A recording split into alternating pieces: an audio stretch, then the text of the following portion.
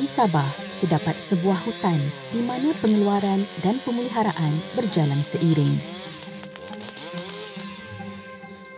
Hutan simpan Dramakot ialah hutan tropika pertama di dunia yang diiktiraf sebagai diurus dengan baik oleh Forest Stewardship Council, sebuah organisasi antarabangsa yang menggalakkan tanggungjawab bersama terhadap pengurusan hutan dunia.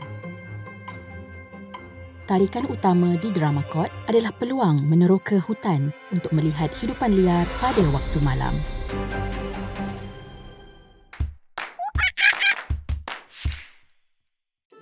Dahulunya, kawasan Dramakot telah dibalak sehingga mengganggu keadaan hutan di sini. Pada tahun 1989, ia telah diperuntukkan sebagai hutan yang diurus dengan mampan untuk mengeluarkan kayu balak secara mesra alam dan menyokong keperluan komuniti setempat. Kini, hutan simpan Dramakot merupakan antara sanktuari hidupan liar di Sabah yang kaya dengan pelbagai biodiversiti yang menakjubkan. Terdapat lebih daripada 220 spesies mamalia di sini.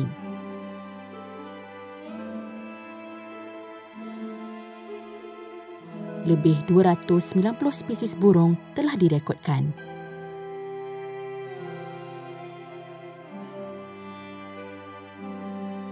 Kesemua 8 spesies burung enggang di Sabah dapat dilihat di hutan simpan Dramakot. Akan tetapi, penerokaan hutan pada waktu malam yang menjadi tarikan utama di sini. Terdapat aktiviti kembara hutan untuk memerhatikan hidupan liar yang aktif pada waktu malam. Pantulan cahaya pada mata hidupan liar menandakan kewujudannya di celah-celah rimbunan hutan. Ini ialah musang akar Borneo yang sedang menikmati bunga pokok binuang.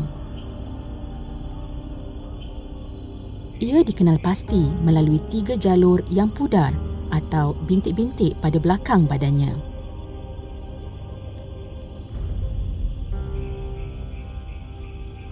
Biasanya bersendirian, musang ini bersifat arboreal. Ia mempunyai ekor yang membolehkannya berpaut pada dahan semasa ia sedang makan. Musang ini juga berkongsi pokok dengan spesies keluang ini. Tahukah anda, keluang memainkan peranan penting dalam proses pendebungaan? Debunga akan melekat pada bulu badan keluang dan apabila ia terbang ke pokok lain, ia turut menyebarkan debunga tersebut.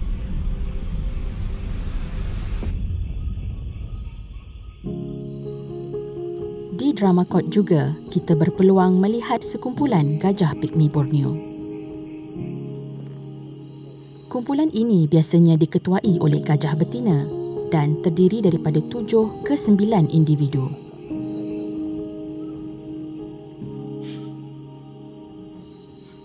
Terdapat juga tenggiling, sebuah spesies yang kini terancam kritikal.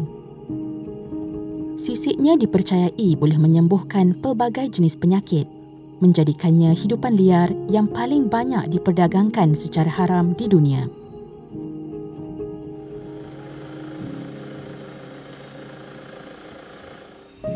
Hanya aktif pada waktu malam, kongkang bergerak dengan perlahan sambil memanjat dari dahan ke dahan.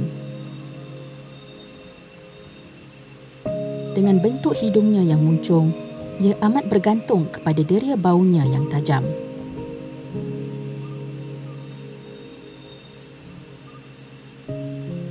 Kongkang adalah antara spesies mamalia yang mempunyai gigitan bertoksik.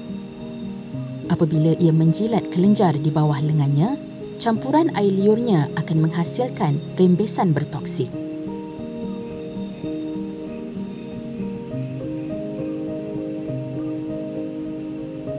Matanya besar dan mempunyai lapisan reflektif yang meningkatkan daya penglihatannya dalam cahaya malam. Walau bagaimanapun, kongkang hanya boleh melihat dalam satu rona warna sahaja.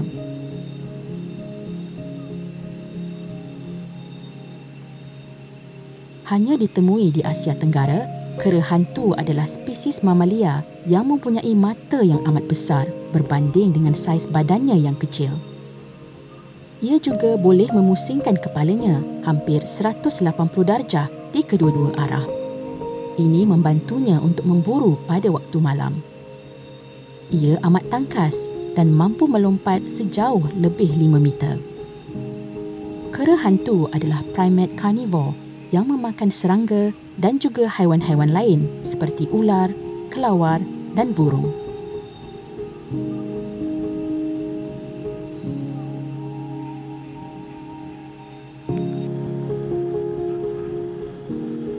Mampu menyesuaikan diri dengan pelbagai habitat.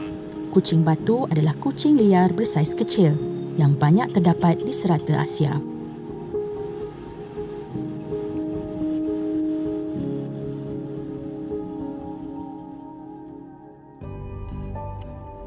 Pemangsa apex di Borneo, harimau dahan, adalah spesies kucing liar terbesar di sini.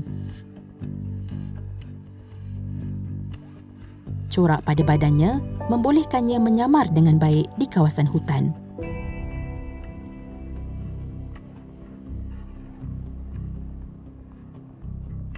Gigi taringnya berukuran lebih 5 cm, hampir sepanjang gigi harimau yang bersaiz lebih besar.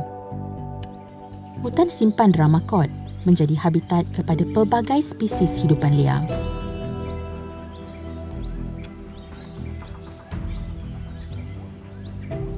Ia menjadi contoh terbaik bagi kawasan hutan yang diurus secara mampan.